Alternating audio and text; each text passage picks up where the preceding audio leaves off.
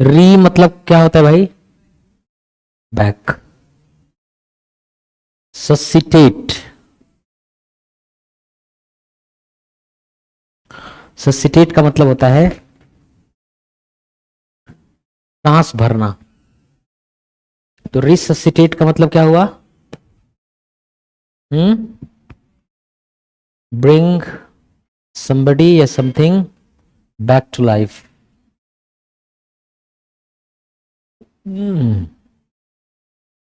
Bring somebody something back to life. If something has been lost, you restore it.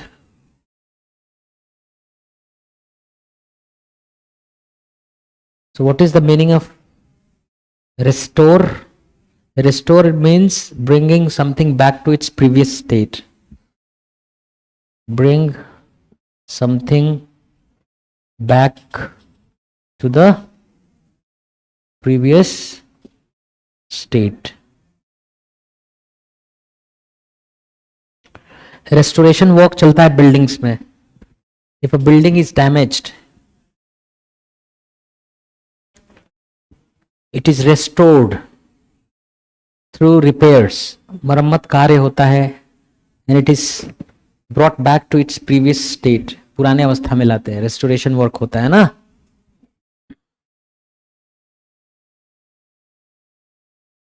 Restoration is the noun form. It's the process of restoring something, right?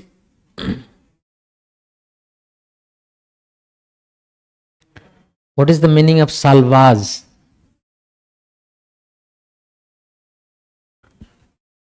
Saving is different. Salvaging is different. You save something before it gets damaged or it gets destroyed. नष्ट होने के पहले आप उसको क्या करते हैं? Save करते हैं. लेकिन वो ऑलरेडी अगर डैमेज हो गया है तब उसको सल्वाज करते हैं. जितना आप बचा सकते हैं बचाने की कोशिश करते हैं.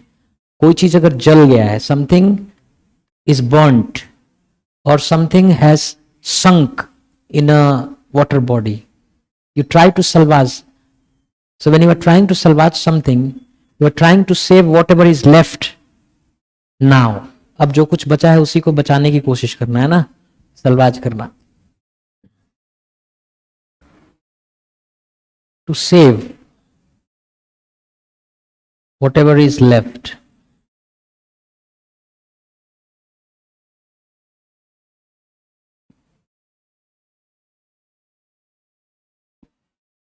After something is burnt or had sunken or has got damaged. So if something has burnt or it has sunken or it has got damaged, whatever is left you try to save it. That's called salvage. ठीक है ना.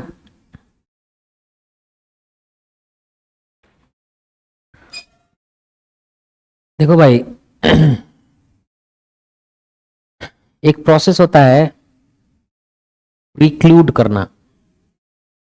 Clued का मतलब होता है close, pre मतलब पहले ही. तो कोई चीज पहले ही क्लोज कर दे रहे हैं आप, प्रीक्लूड कर दे रहे हैं, इसका मतलब क्या कर रहे हैं आप? रोकना. रोकना मतलब प्रिवेंट.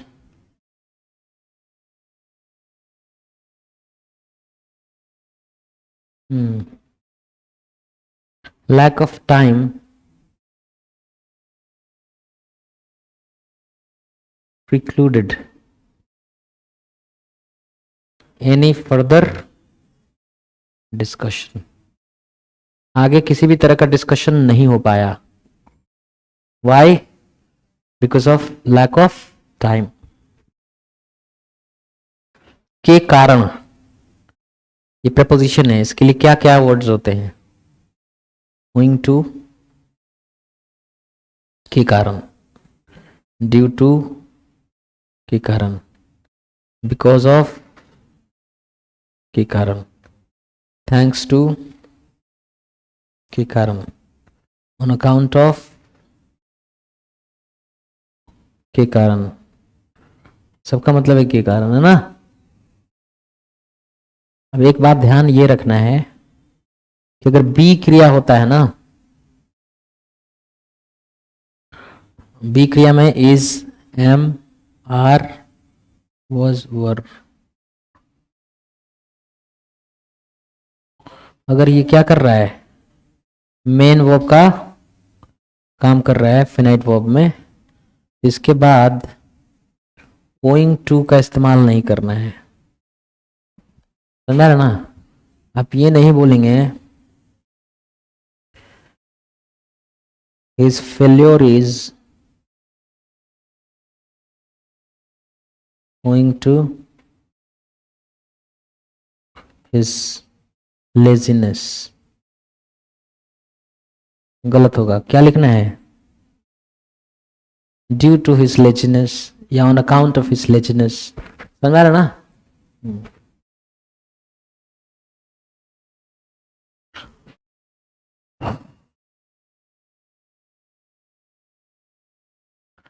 इंक्लूड शामिल करना, एक्सक्लूड छोड़ देना, एक्स मतलब आउट होता है, कोई चीज को बाहर रख के बंद कर देना, इसको एक्सक्लूड कर दिया, इंक्लूड कर दिया है ना। प्रिक्लूड हम पढ़े हैं ना। हम्म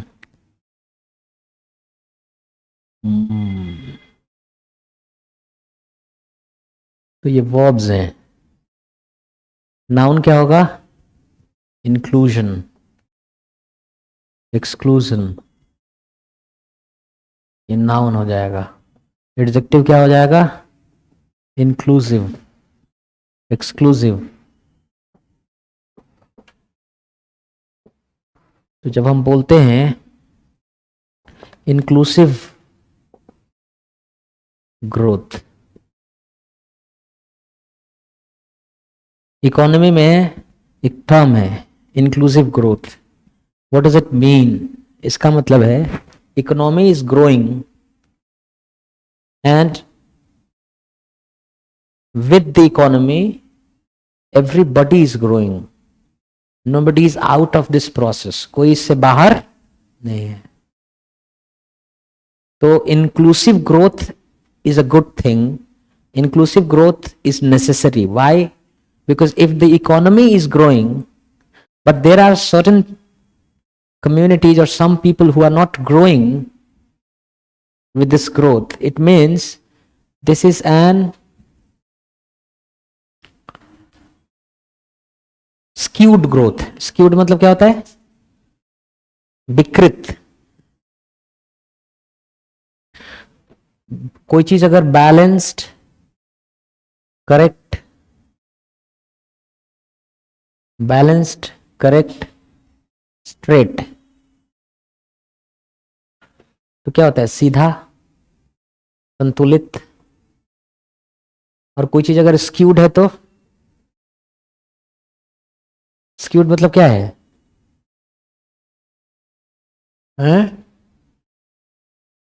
not correct, not as expected, not balanced. जैसे हरियाणा का जो सेक्स रेशियो है स्क्यूड है ना, skewed, the sex ratio of in Haryana, the sex ratio of Haryana, the sex ratio in Haryana is skewed, है ना। what does it mean, ideal state क्या होगा, सेक्स रेशियो क्या होगा, आइडियल स्टेट क्या होगा, गर्ल्स बॉयज दोनों बराबर रहे ना, 1000 1000, ये ना आइडियल सेक्स रेशियो, जो लिंग अनुपात है, आदर्श स्थिति यही होगी, जितने लड़के उतनी लड़कियां। लेकिन अगर स्क्यूड है, Haryana has the worst sex ratio in the country, सबसे खराब है हरियाणा में। व्हाई? बिकॉज यहां पे गर्ल्स कितनी है, 729, इन अगेंस्ट 1000 बॉयज। ये वर्स्ट है, यहाँ लड़कियों की संख्या सबसे कम है लड़कों के मुकाबले। तो यहाँ पे जो सेक्स रेशियो स्क्यूड है, what does it mean? Skewed means not balanced, संतुलित नहीं है, नॉट करेक्ट, सही नहीं है। तो इंक्लूसिव ग्रोथ जो होता है is a kind of growth in which all the communities, everybody is growing. ठीक है ना? एक्सक्लूसिव ऑफर जानते हो कि नहीं? एक्सक्लूसिव ऑफर या एक्सक्लूसिव स्टोर, क्या मतलब होता है? मतलब ये ऐसा ऑफर है कि इसमें बाकी सबको क्या कर दिया गया है? छोड़ दिया गया है ना? ये किसी और जगह नहीं मिलेगा, किसी और प्रोडक्ट पे नहीं मिलेगा, केवल यहीं मिलेगा। एक्सक्लूसिव स्टोर है मतलब ऐसा स्टोर है कि ये प्रोडक्ट इसी पे मिलेगा। एक्सक्लूसिव स्टोर है मतलब बाकी सारे स्टोर को एक्सक्लूड कर दिया गया है कि नहीं? कहीं कहीं लिखा होता है ना एन एक्सक्लूसिव स्टोर, मतलब कि सब कुछ छोड़ के ऐसा स्टोर है ये कि सब कुछ छोड़ के है, मतलब यहां पे ही ये प्रोडक्ट मिलेगा। You won't get this product anywhere else on any other shop. ठीक है ना?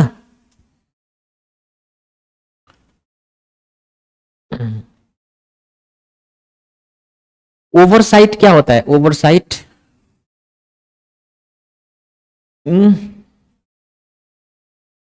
चूक, मिस्टेक,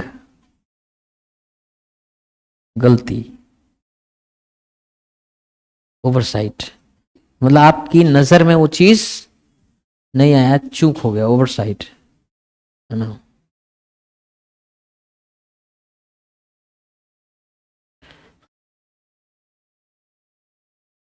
ओमिट से ओमिशन बना है।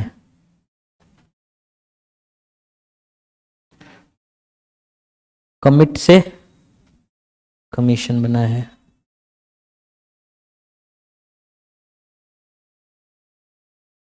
ओमिट मतलब क्या होता है? हम्म, हाँ, ओमिट का मतलब होता है कि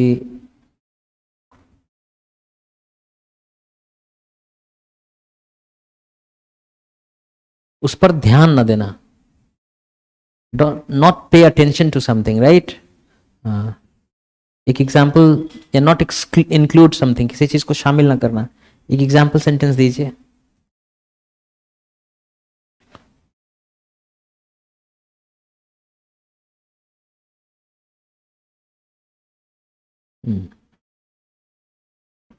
एक्सक्लूड, छोड़ देना। ओमिशन मतलब क्या होता है? एक्सक्लूजन, छोड़ देने की क्रिया। ओमिशन का एग्जाम्पल सेंटेंस दीजिए।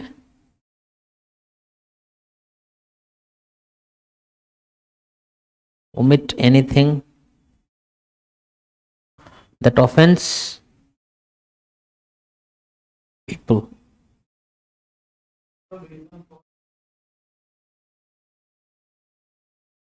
The principal, principal मतलब main, the principal reason for this omission,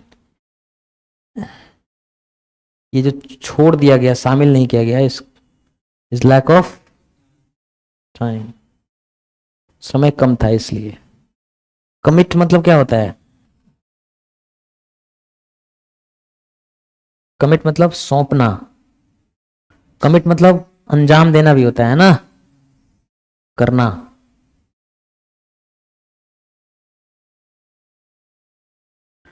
commission मतलब क्या होता है? अंजाम देने की क्रिया।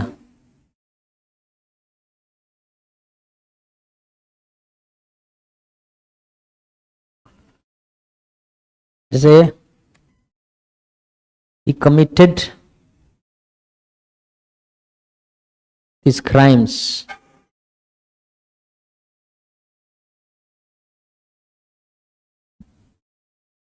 उसने इन अपराधों को अंजाम दिया लॉन्ग अगो मतलब बहुत पहले, है ना।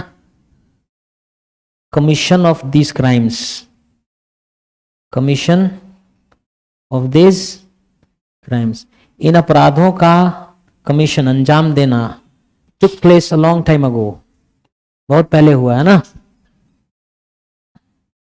टुक प्लेस घटित हुआ है लॉन्ग अगो, बहुत पहले। Commission of this crimes took place long ago, इन अपराधों का अंजाम देने की क्रिया हुआ। आयोग होता है ना, कमीशन मतलब क्या होता है, आयोग। क्यों कहते हैं कमीशन को आयोग?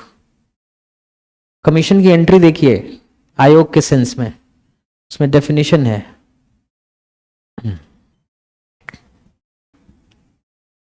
समझ में आ रहा है? कमीशन समझ में आया ना? Commission is a group of people. Similarly nation is also group of people. Nation और कंट्री में ये फर्क होता है ना। Nation is only a group of people living in a country, whereas country includes everything: people, the territory, the resources, the animals, the plants, everything, the rivers. हाँ? ठीक है, खींचो photo. In the throes of,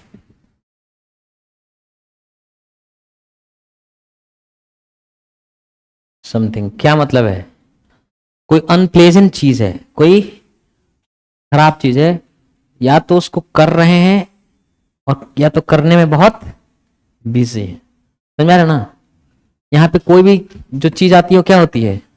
negative चीज, नकारात्मक unpleasant चीज आती है वो, इसका मतलब उसको करने में आप बहुत क्या है, बिजी हैं। ठीक है ना?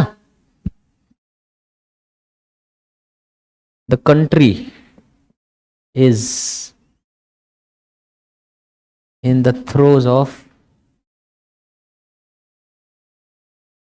Civil rights. क्या मतलब है? राइट मतलब क्या होता है? वायलेंस। राइट मतलब क्या होता है? हिंसा, दंगा, है ना। और सिविल राइट्स का मतलब मिलिट्री इन्वॉल्व नहीं है भाई। मिलिट्री मतलब सैन्य, सेना से संबंधित। सिविल मतलब आम नागरिकों से संबंधित, जो सेना से संबंधित न हो सिविल होता है। सिविल कोर्ट्स अलग होते हैं, मिलिट्री कोर्ट्स को हम कोर्ट मार्शल कहते हैं। कोर्ट मार्शल में खासियत ये होता है, कोर्ट नाउन है, मार्शल एडजेक्टिव है। मार्शल का मतलब होता है सैन्य, इसके बारे में चर्चा करते हैं। इसका प्लूरल बनाते हैं तो कोर्ट्स मार्शल हो जाता है ना। तो सिविल कोर्ट्स होते हैं, कोर्ट्स मार्शल होते हैं। तो जब हम कहते हैं कि the country is in the throes of civil rights, मैंने क्या बोला था? क्या कोई नकारात्मक चीज आता है ना, इसका मतलब है कि देश हाँ गृह युद्ध से गुजर रहा है, उसके बीच में फंसा हुआ है। प्रे मतलब क्या होता है? हम्म, कपड़ा जब फटता है किनारे पर तो धागा धागा निकलता है ना, क्या बोलते हैं उसको हिंदी में? धागा धागा निकलता है ना ऐसे, हाँ?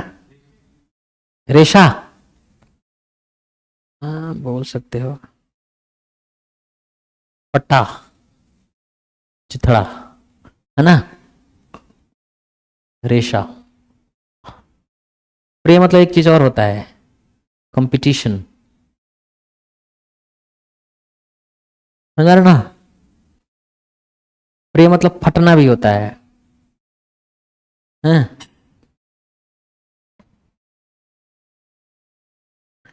जैसे फ्रे एट या फ्रे अराउंड द क्रीज, क्या मतलब होता है इसका? ये इडियम है।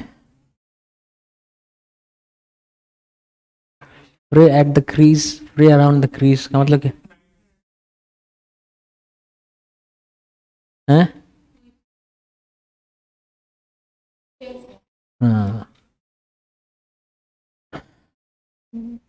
हाँ, नष्ट होना, असफल होना, टू फेल। जैसे the negotiations between the Indian and Chinese sides are fraying at the crease, मतलब दे आर फेलिंग, है ना। अब धीरे धीरे उन दोनों के बीच बातचीत जो है, नेगोशिएशंस जो है वो क्या हो रहे हैं, असफल हो रहे हैं, फेलियर की तरफ जा रहे हैं।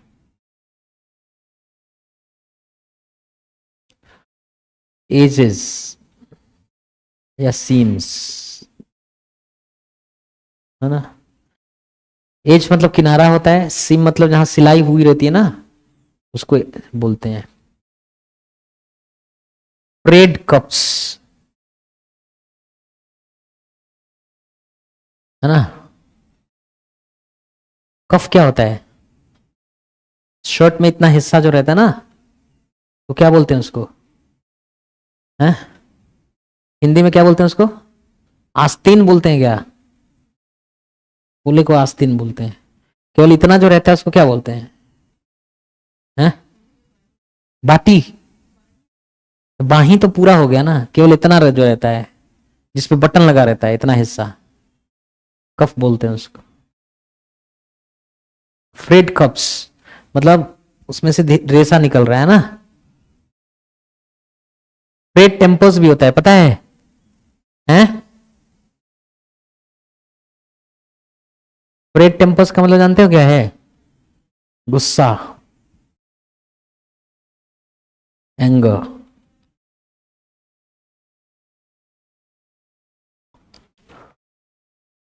आपका मिजाज फट रहा है अगर, मतलब यू आर एंग्री, है ना, है कि नहीं। This party has also entered the फ्रे, क्या मतलब है, अब उसकी पार्टी भी कंपटीशन में क्या हो गई है, शामिल हो गई है ना, वो भी चुनाव लड़ेगी, नहीं।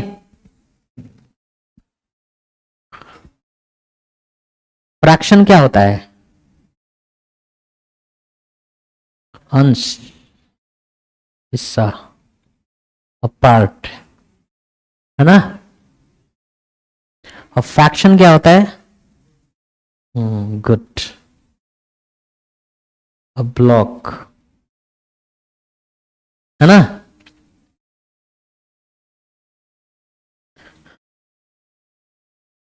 तो फ्रैक्शस,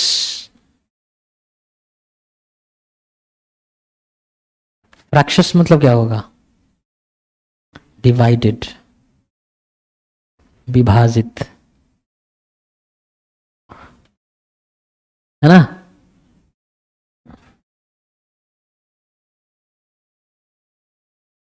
है ना,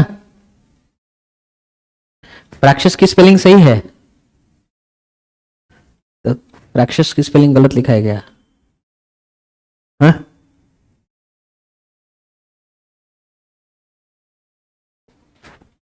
फ्रैक्शस ऐसा होगा ना, हैं? हैं? फ्रैक्शस, ठीक है ठीक है, फ्रैक्शस। अब फ्रैक्शस मैंडेट क्या होगा, फ्रैक्शस मैंडेट, मैंडेट क्या होता है, जनादेश। जब भी इलेक्शंस होते हैं, पीपल वोट, तो जो नतीजे मिलते हैं, जो पार्टी जीतती हारती है, वही उस मैंडेट होता है, जनादेश होता है ना। और फ्रैक्शस मैंडेट का मतलब है कि क्लियर विन किसी भी पार्टी की नहीं है, nobody, no political party has got a clear majority, fractious mandate है कि नहीं। हंग पार्लियामेंट, हंग पार्लियामेंट में क्या होता है, हाँ, no party gets a clear majority, so how do they form the government, सरकार कैसे बनाते हैं, हाँ, माई मेकिंग पॉलिटिकल कोलिशन, है ना, गठबंधन करते हैं, राजनीतिक गठबंधन करते हैं. They enter into some coalition to reach the majority mark. Majority mark पे पहुंचने के लिए, बहुमत के आंकड़े तक पहुंचने के लिए they form political collisions and that's how a government is formed. ऐसे ही सरकार बनती है. फैक्शनल पॉलिटिक्स क्या होता है, या फैक्शनल वॉर क्या होता है? हाँ, there are two factions in a party and both are warring with each other. एक दूसरे से क्या कर रहे हैं, वो लड़ रहे हैं. तो फैक्शनल वॉर है ना, एक गुट से दूसरे गुट का लड़ाई.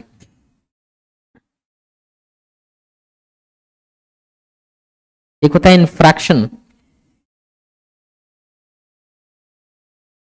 इन्फ्रैक्शन मतलब क्या होता है, रॉन्ग डूइंग,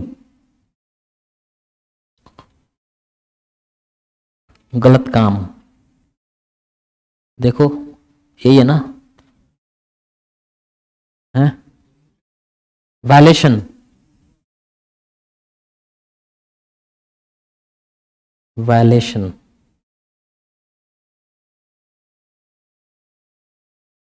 इन्फ्रिंजमेंट, उल्लंघन. उल्लंघन जानते हो ना, if there is some rule and you violate it, so the act of violating the rule will be called an infraction, है ना.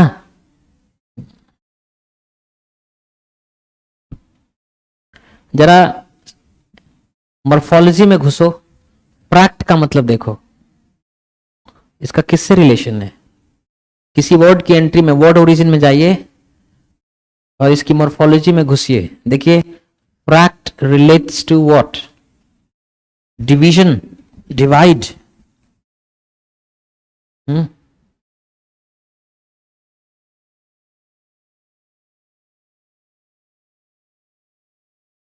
वर्ड ओरिजिन में गए हो, क्या हो रहा है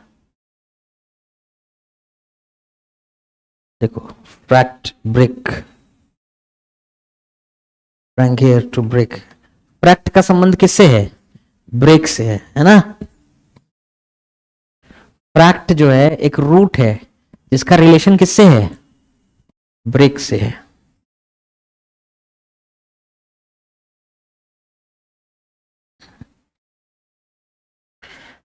अच्छा ये बताओ, फ्रक्टिफाई. फ्रक्टिफाई मतलब क्या होता है,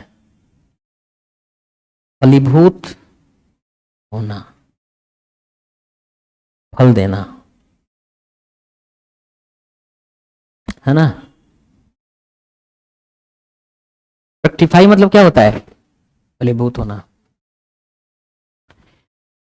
you have walked for 16 years, 17 years. You have given your last 16 to 17 years to your studies. पढ़ाई को 16-17 साल दिया है ना. So when you get a job, a good job, you say that all my hard work has fructified. मेरा पूरा कठिन परिश्रम अब जाके क्या हुआ है, फलीभूत हुआ है. It is given the fruit, है ना.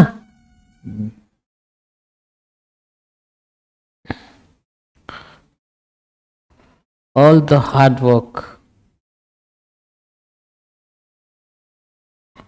that I put in has fructified, है ना.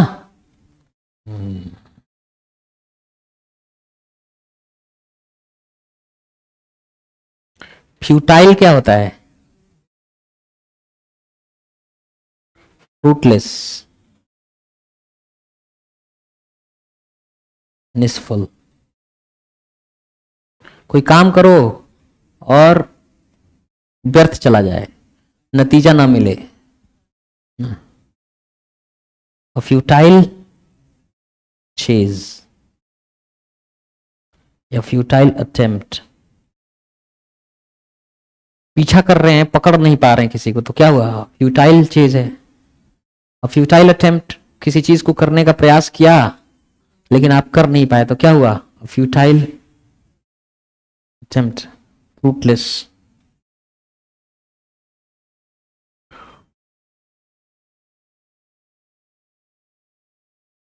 He is unable,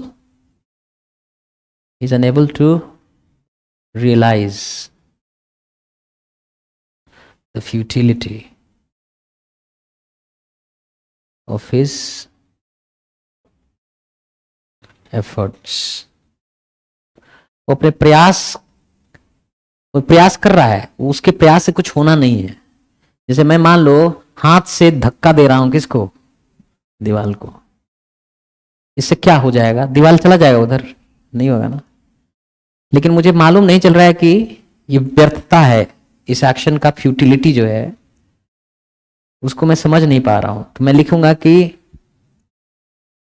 he is unable to realise, वो रियलाइज नहीं कर पा रहा है the futility of his efforts, अपने प्रयासों में जो उसकी व्यर्थता है, उसका कुछ होने वाला नहीं, ये बात उसको समझ में नहीं आ रहा है। समझ में आ रहा है ना? सोर्स में और रिसोर्स में क्या फर्क है?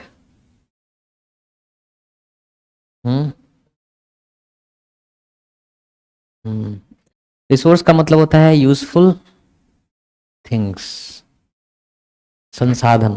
क्या बोलते हैं उसको? संसाधन। जैसे आप कहते हैं ह्यूमन रिसोर्स। ह्यूमन रिसोर्स का मतलब मानव संसाधन।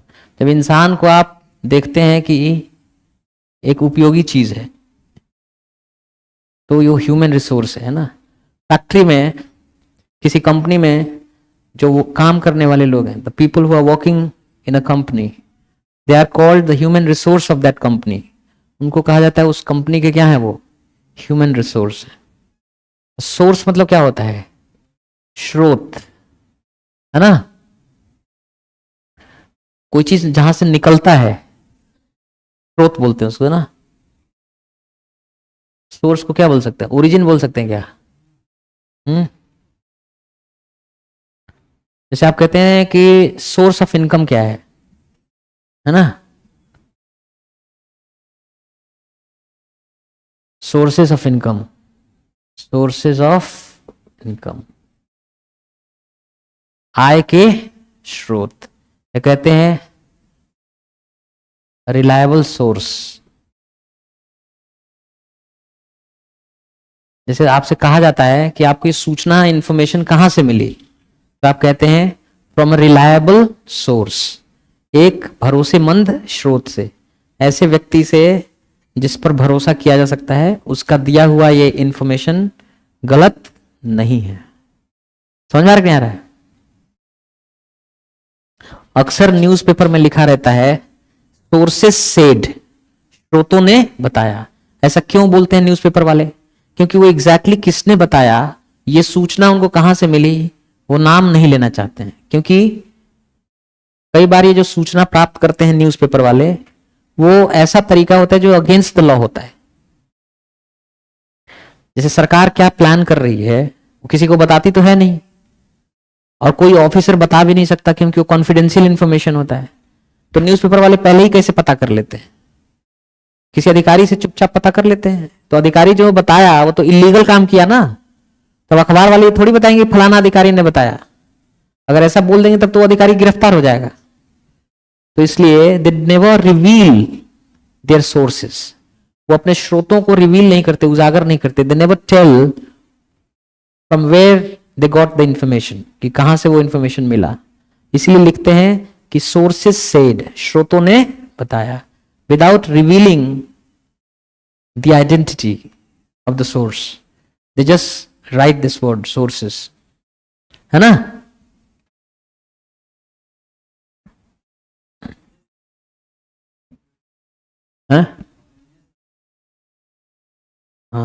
Oranges are a good source of vitamin C. Vitamin C का अच्छा स्रोत होता है क्या? संतरा, है ना। चलो ठीक है। कोई चीज अगर कॉमन है मतलब क्या है? कोई चीज अगर कॉमन है मतलब आम, साधारण, बहुतायत में पाया जाता है ना। और अगर कोई चीज रेयर है मतलब दुर्लभ, उसको लभना, प्राप्त करना मुश्किल है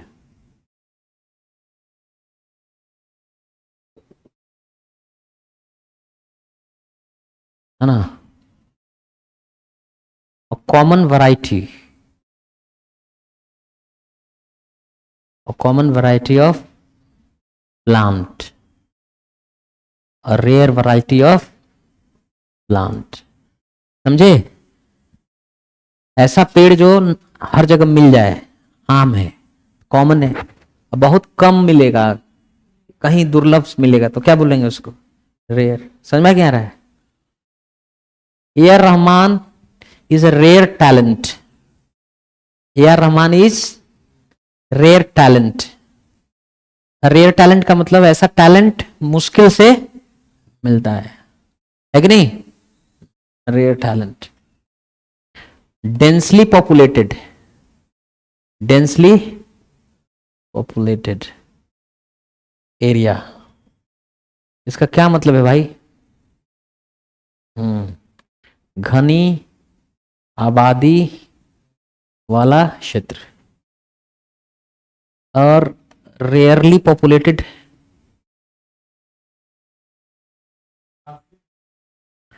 sparsely, sorry, sparsely, sparsely populated area का मतलब क्या है, विरलता से, है ना, विरल आबादी वाला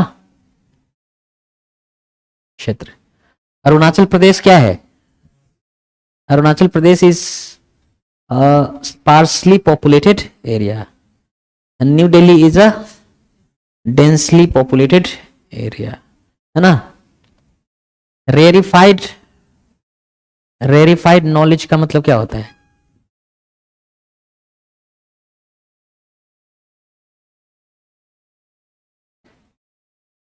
रेरिफाइड नॉलेज, हाँ, दुर्लभ ज्ञान, या ज्ञान जो बहुत कठिन है जानना और बहुत कम लोगों को मालूम है। एक एग्जाम्पल दीजिए।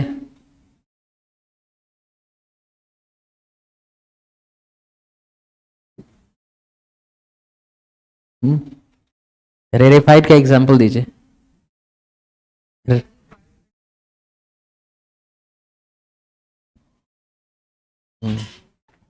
क्या है रेरिफाइड का मतलब,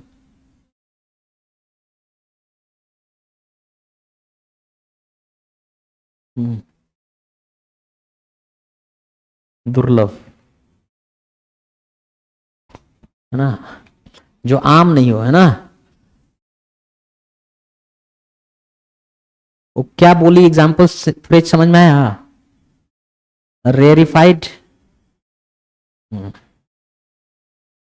rarefied atmosphere, rarefied atmosphere of academic life.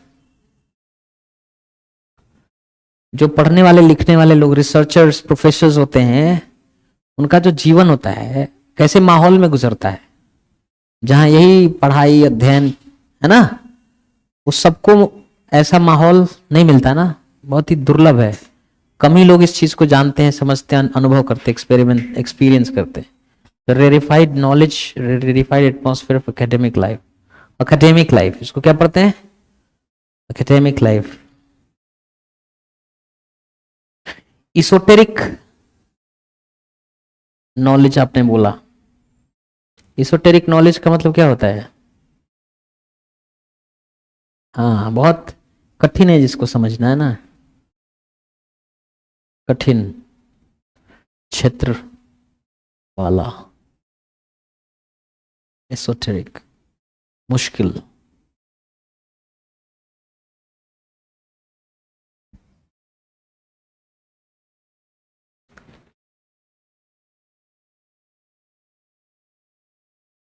Esoteric का और एग्जाम्पल फ्रेज दीजिए.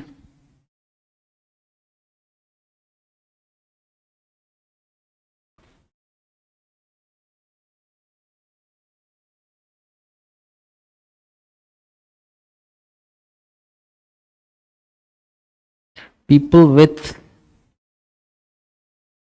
esoteric taste. टेस्ट मतलब क्या होता है?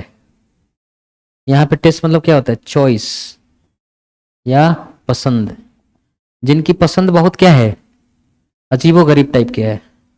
जैसे I have an esoteric taste in music, इसका मतलब है मैं कैसा म्यूजिक सुनता हूं? ध्रुपद संगीत, क्लासिकल म्यूजिक.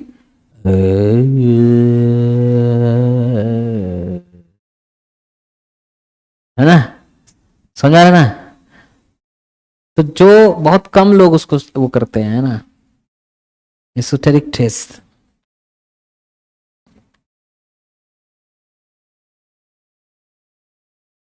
सार्टोरियल मतलब रिलेटेड टू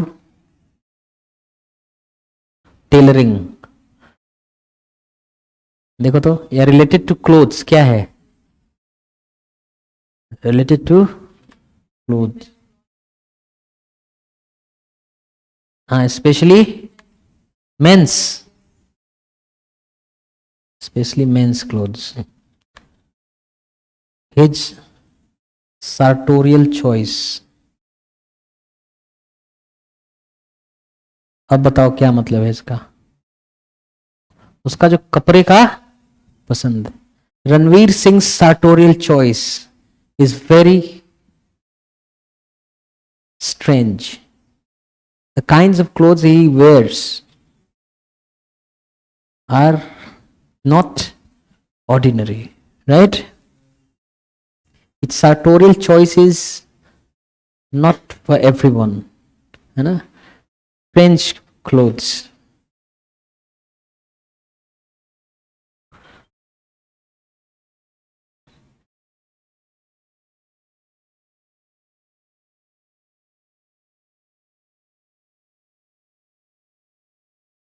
Diabolical, दुष्टता पूर्ण, है ना? एग्जाम्पल, diabolical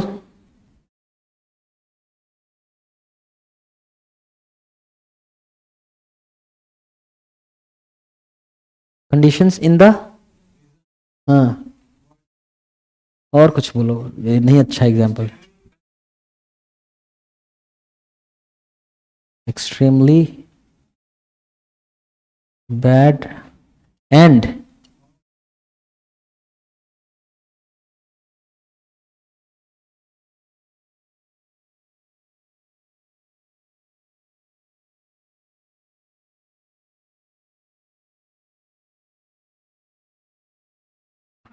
किसको बोलेंगे? Diabolical genius. हाँ, जैसे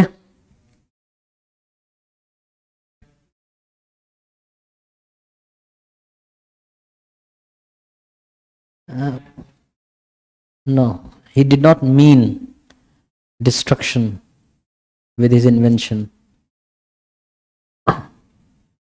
उसामा बिन लादेन है wicked.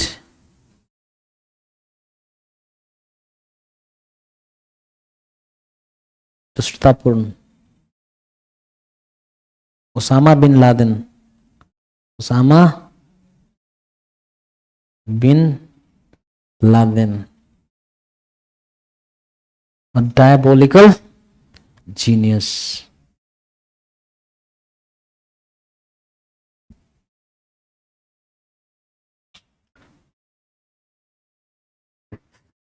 Have an axe to grind. Axe मतलब क्या होता है? कुल्हाड़ी. ग्राइंड मतलब क्या होता है? पीसना. Have an axe to grind मतलब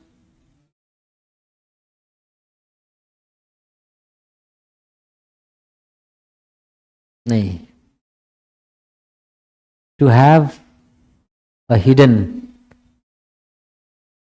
एजेंडा इन डूइंग समथिंग। कोई चीज कर रहे हैं, उसमें आपका क्या है, निहित स्वार्थ है ना? समझ में आ रहा ना?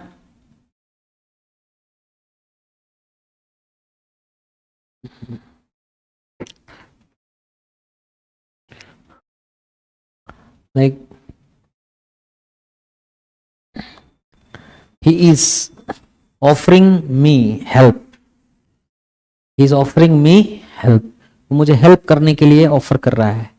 आई सेंस, मुझे लग रहा है, he has an axe to grind, उसका इसमें कोई निहित स्वार्थ है। He is offering me help, I sense that he has an axe to grind,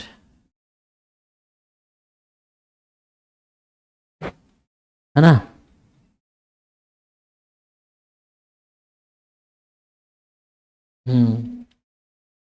China has an axe to grind in helping Pakistan. While China is helping Pakistan, it has its own hidden agenda behind doing that, है ना?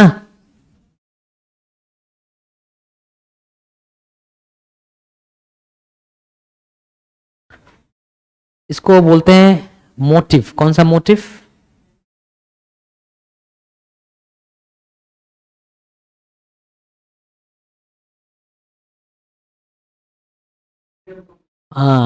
Have an ulterior motive,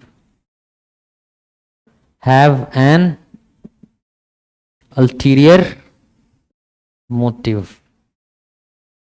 motive मतलब क्या होता है? Motive मतलब agenda, उद्देश्य। कोई चीज कर रहे हैं, उसके पीछे इरादा क्या है आपका, है ना? तो हैव एन अल्टीरियर मोटिव का मतलब है कि किसी चीज के पीछे एक हिडन एजेंडा है आपका, है ना? कोई स्वार्थ है।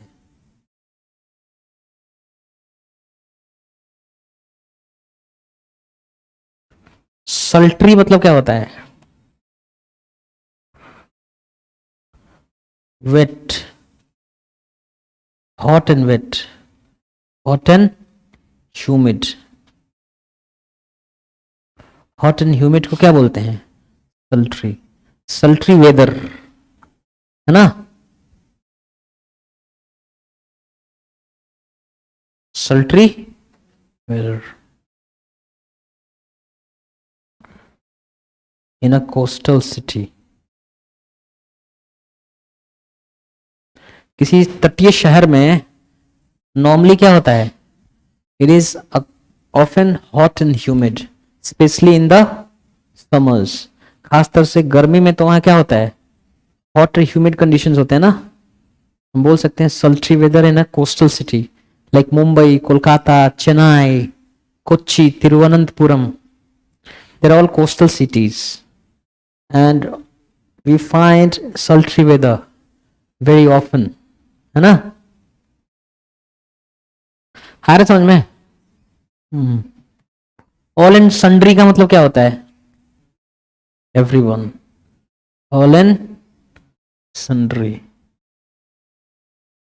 एवरीवन, सब लोग। From the smallest people to the top most people in an organisation. किसी संगठन में छोटे से छोटे लोग लेकर बड़े से बड़े लोग तक सब मिलाकर क्या कहले जाते हैं? ऑल एंड सन्ड्री, है ना?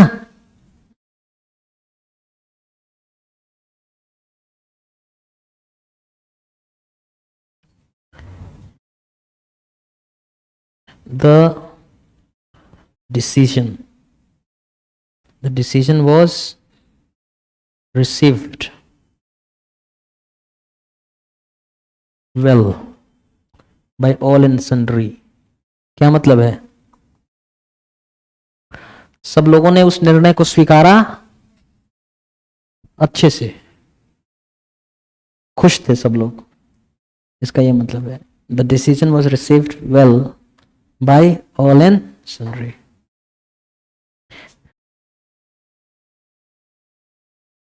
अगर हम इसी को कहते कि the decision was met with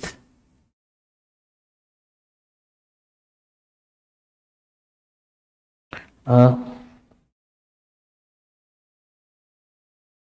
cold reception। क्या मतलब है?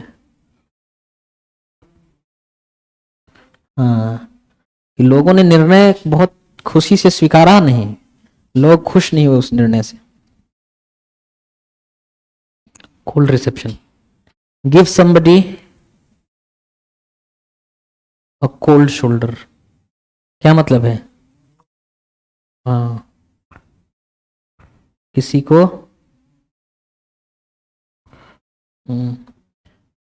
नजर अंदाज करना या बेरुखीपूर्ण व्यवहार करना, है ना? बेरुखीपूर्ण व्यवहार करना।